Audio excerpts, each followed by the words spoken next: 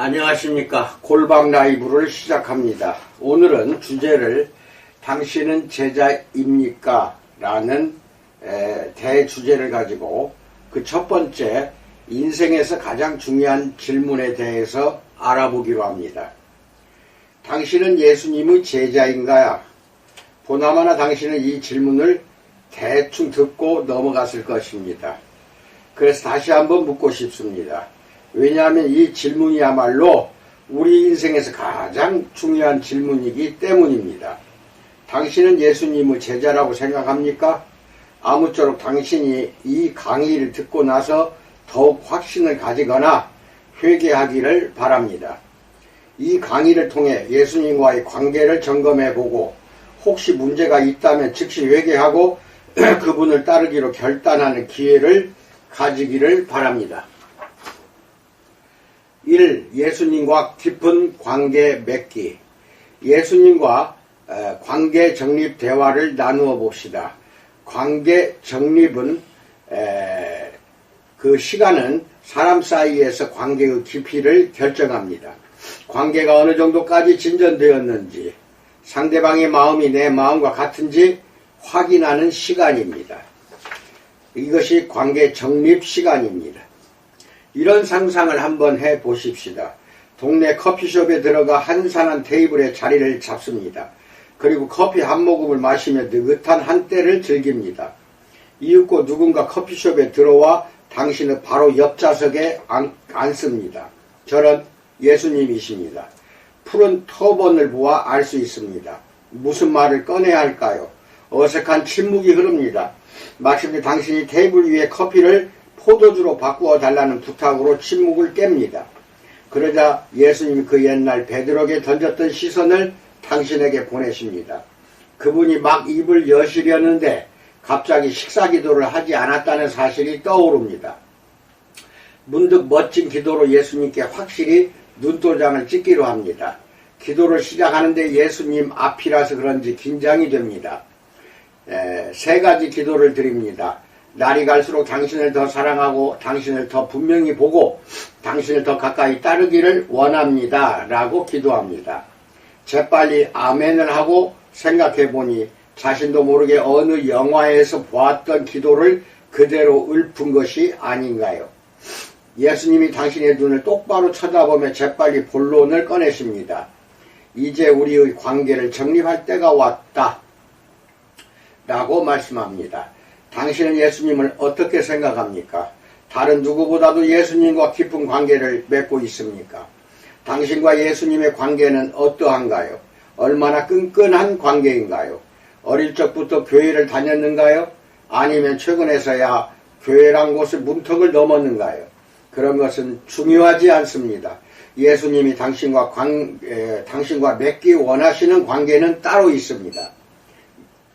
예수님은 진정한 제자의 길을 조금도 포장하지 않고 적나라하게 말씀해 주십니다. 어떤가요? 커피숍에서 예수님과 나란히 앉아 그분이 원하시는 관계에 관해 있는 그대로 듣는다고 상상하니 당신은 예수님의 제자인가? 라는 질문이 좀 더 무겁게 다가오지 않습니까? 2. 펜은 어디까지나 펜일 뿐이다. 이 펜에 대해서는 목사님들이 책으로도 많이 쓰고 있습니다. 예수님의 제자로 자처하는 사람은 널려 있지만 예수님과의 관계를 진지하게 돌아보고 나서도 자신있게 제자라고 말할 사람은 많지 않을 것입니다. 그들이 제자가 아니라면 무엇일까요? 그들은 그냥 팬입니다. 팬에 대한 가장 기본적인 사전적 정의는 누군가를 열정적으로 좋아하는 사람이 팬입니다. 팬은 맨몸에 얼굴에 페인트 칠을 하고서 축구장에 가는 사람입니다. 팬은 관람석에 앉아 팀을 열렬히 응원하는 사람입니다. 팬은 선수가 사인한 운동 셔츠를 벽에 걸어두고 자동차 뒤에 갖가지 범퍼 스티커를 붙입니다. 하지만 정작 경기에는 나서지 않습니다. 경기장에서 땀을 뻘뻘 흘리며 달리거나 공을 차지는 않습니다. 선수들에 관해서는 모르는 게 없고 최근 기록을 줄줄이 꿰고 있지만 선수들을 개인적으로 알지는 못합니다. 고함을 지르며 응원은 하지만 경기를 위해 희생을 하지는 않습니다. 게다가 응원하는 팀이 자꾸만 패하면 그렇게 좋아하던 마음도 조금씩 식어가고 심지어는 다른 팀으로 옮겨가기도 합니다. 팬은 어디까지나 팬일 뿐입니다. 연예 뉴스를 빠짐없이 보는 여자는 연예 잡지가 발간되는 날이면 득달같이 달려가 구입합니다. 그녀는 최근 할리우드를 떠들썩하게 만든 여배우의 열렬한 팬입니다. 이 여배우 출연 영화는 물론이고 출신 학교, 생일, 전 남자친구의 이름까지 알고 있습니다. 한마디로 이 여배우에 관해서라면 모르는 게 없습니다. 하지만 정작 개인적으로는 알지는 못합니다. 이 여자는 여배우의 열렬한 팬이지만 어디까지나 팬일 뿐입니다. 요즘 예수님 주변에도 팬이 많습니다. 팬은 일이 잘 풀릴 때는 예수님을 응원하지만 반대 상황에 이르면 언제 그러냐는 듯이 몸을 돌려 다른 선수에게 들러붙습니다. 팬은 안전한 관람석에 앉아 응원만 할 줄 알지 경기장에서 필요한 희생과 고통은 조금도 모릅니다. 예수님에 관해서는 모르는 게 없어도 그분을 개인적으로 알지는 못합니다. 예수님이 원하시는 관계 중에 스타와 팬의 관계는 없습니다. 그런데도 한국의 많은 교회가 성전에서 스타디움으로 변질된 것 같아 안타까운 마음을 금할 수 없습니다. 매주 팬들이 스타디움으로 우르르 몰려와 예수님을 응원하지만 그분을 진정으로 따르는 사람은 눈을 씻고 찾아봐도 없습니다. 오늘날 교회의 가장 큰 문제거리는 스스로 그리스도인이라고 말하지만 정작 그리스도를 따를 생각은 추호도 없는 팬들입니다. 온갖 혜택을 바라며 예수님의 주위로 몰려드는 팬들은 있습니다.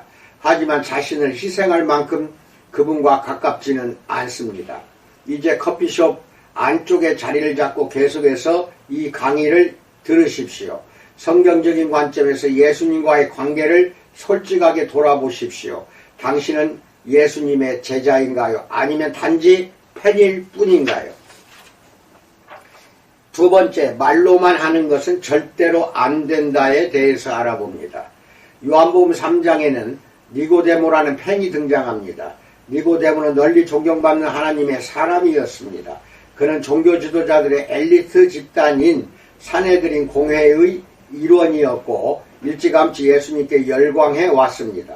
예수님의 가르침을 듣고 정신이 번쩍 들었고 그분의 놀라운 기적에 눈이 휘둥그레졌습니다. 무엇보다 그의 마음을 사로잡은 것은 그분의 넘치는 연민과 사랑이었습니다. 1. 예수님의 팬 니고데모. 니고데모는 예수님과 더 깊은 관계로 들어갈 준비가 되어 있었습니다. 하지만 생각만큼 쉽지는 않았습니다. 드러내놓고 예수님을 따르면 잃을 것이 한두 가지가 아니었기 때문입니다.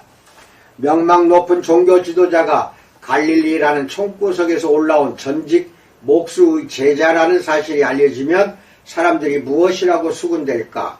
최소한 그동안 쌓아온 명성이 일순간에 무너질 것이 불을 보듯 뻔했습니다. 남몰래 예수님의 팬으로 활동하면 잃을 것이 별로 없었지만 제자의 길에는 비싼 가격표가 붙어 있었습니다. 이것은 그때나 지금이나 매 한 가지입니다. 그렇게 니고데모는 가슴 떨리는 기로에 섰습니다. 종교를 선택할 것인가 아니면 예수님과의 깊은 관계를 선택할 것인가. 종교를 잃지 않고서 예수님을 진정으로 따를 방법은 없습니다. 지금도 종교는 니고데모처럼 예수님을 따르려는 사람들을 끊임없이 방해하고 있습니다. 요한복음 3장은 니고데모와 예수님의 관계 정립 순간을 묘사하고 있습니다. 이야기는 니고데모가 예수님을 찾아가면서 시작됩니다. 요한복음 3장 2절에서 그가 밤에 예수께 와서라고 말합니다. 여기서 만남의 시점을 대수롭지 않게 생각하기가 쉽습니다. 하지만 생각할수록 이상하지 않습니까? 니고데모는 왜 굳이 한밤중에 예수님을 찾아갔을까요? 훤한 대낮에도 시간이 많지 않은가요? 예수님이 공공장소에서 가르침을 펴실 때 잠깐 뵙기를 청하면 편했을 것입니다. 게다가 니고데모 정도의 인물이 나타나면 사람들이 알아서 예수님께로 가는 길을 터주었을 것입니다. 하지만 성경은 그가 밤에 예수님을 찾아갔다고 말합니다. 밤에 찾아가면 남들 눈에 띄지 않습니다. 야밤을 틈타면 다른 종교 지도자들의 거북한 질문을 피할 수 있습니다. 밤에는 아무도 모르게 예수님을 만날 수 있습니다. 보는 눈이 없을 때 예수님과 이야기를 나누면 현재의 삶을 그대로 유지한 채로 예수님과의 관계를 시작할 수 있을지도 모릅니다. 실직의 위험 없이 예수님을 따를 수도 있습니다. 친구와 가족에게 굳이 알릴 까닭은 없지 않습니까? 밤에 조용히 예수님을 만나 그분을 믿기로 결심만 하면 그만이지 않는가요?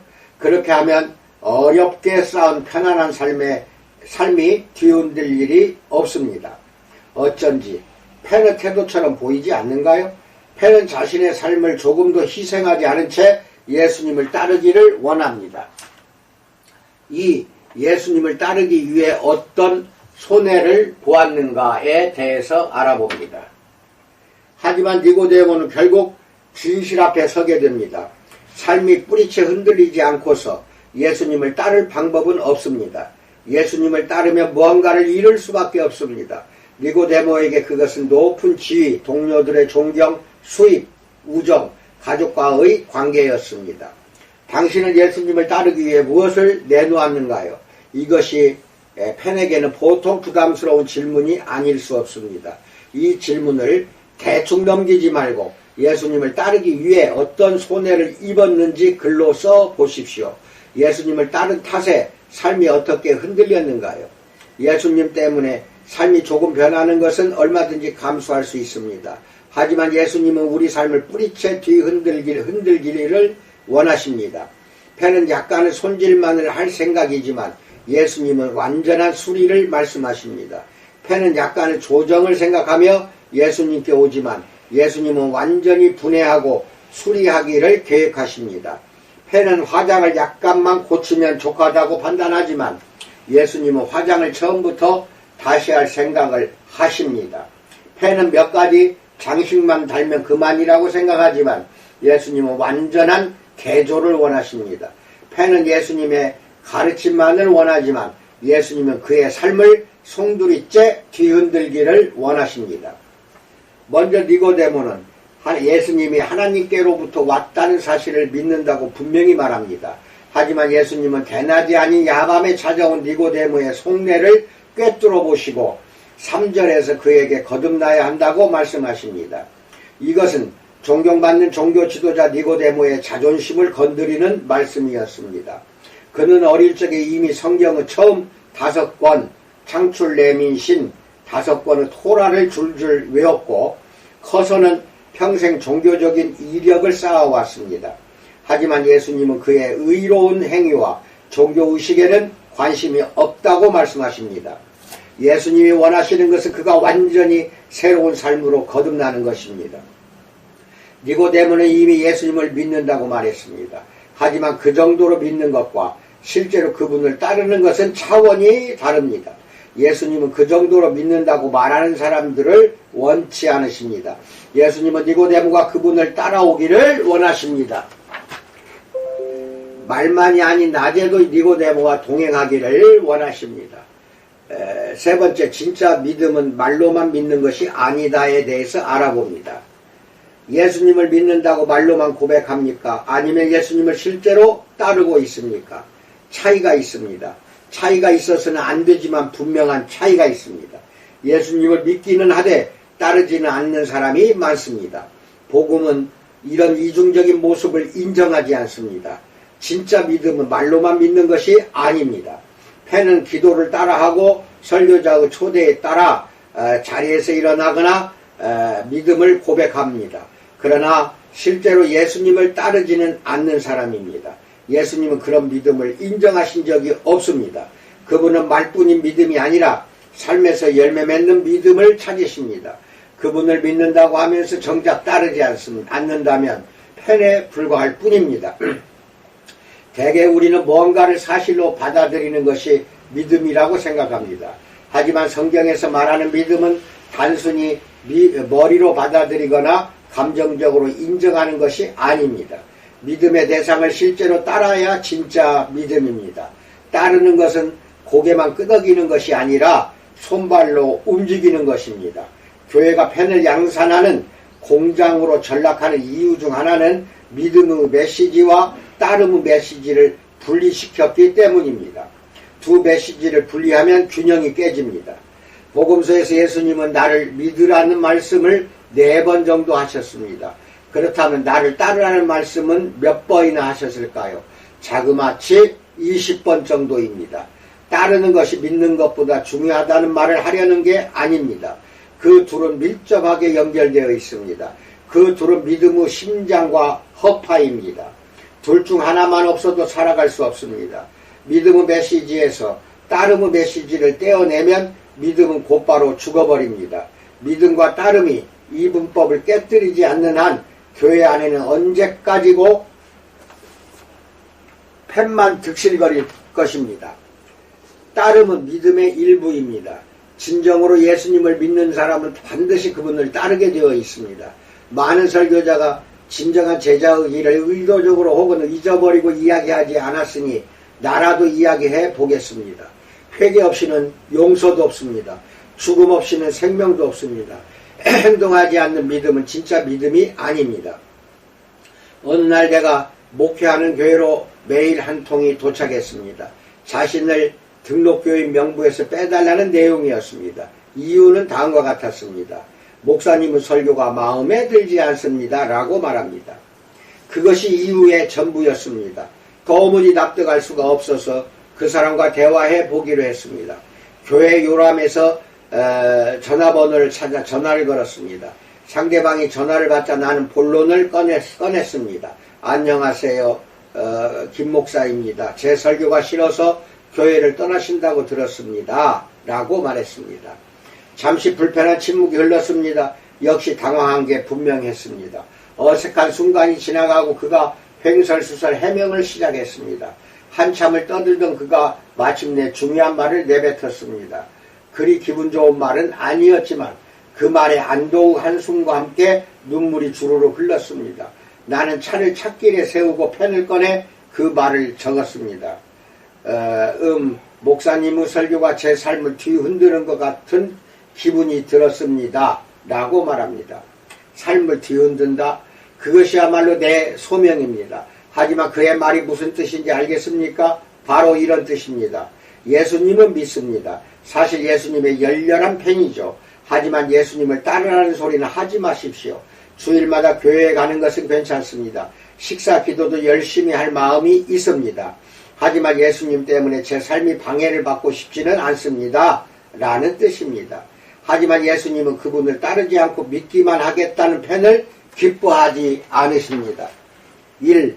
예수님의 제자로 거듭난 니고데모. 요한복음 3장에서 예수님을 만난 니고데모는 어떻게 변했을까요? 그것에 대해 아무 말이 없는 것을 보니 열렬한 팬도 아닌 소심한 팬으로 평생을 살았던 것일까요?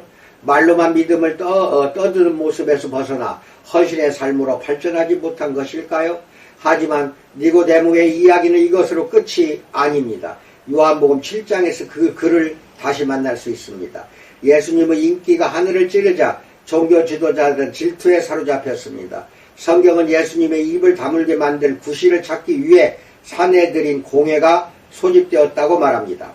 종교 지도자들의 역할 중 하나는 거짓 선지자를 색출하는 것이었습니다. 그들은 예수님을 거짓 선지자로 고소할 빌미를 원했습니다.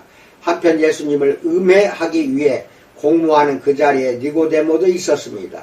니고데모는 사내들인 공회의 종교 지도자 72명 중 한 명이었습니다. 동시에 그는 예수님이 하나님께로부터 왔다고 믿었습니다. 그런 그가 예수님을 대변해 줄까요? 그의 믿음의 행동으로 이어질까요? 필시 그는 다른 사람이 예수님을 대변해 주기를 원했을 것입니다. 예수님을 믿는 사람은 나 말고도 많지 않은가? 라고 말입니다. 믿음을 공개했을 때 따를 대가를 생각하면 섣불리 행동하기가 어려웠을 것입니다. 하지만 51절을 보면 니고데모는 결국 용기를 내어 예수님을 옹호합니다. 우리 율법은 사람의 말을 듣고 그 행한 것을 알기 전에 심판하느냐? 라고 말합니다. 니고데모는 비록 믿는 바를 과감하게 표현하지는 못했지만 밥줄과 평판을 걸고 공개적으로 예수님을 변호합니다. 더 이상 믿음을 속으로만 간직하고 있을 수 없었습니다.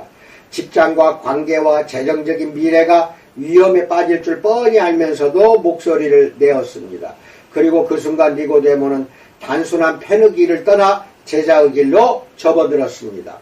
니고데모가 예수님을 변호하자 산헤드린 공회의 다른 일원들은 다음 52절에서처럼 반응합니다. 너도 갈릴리에서 왔느냐? 라고 말합니다. 별로 심각하지 않는 말처럼 들리는가요? 그렇지 않습니다.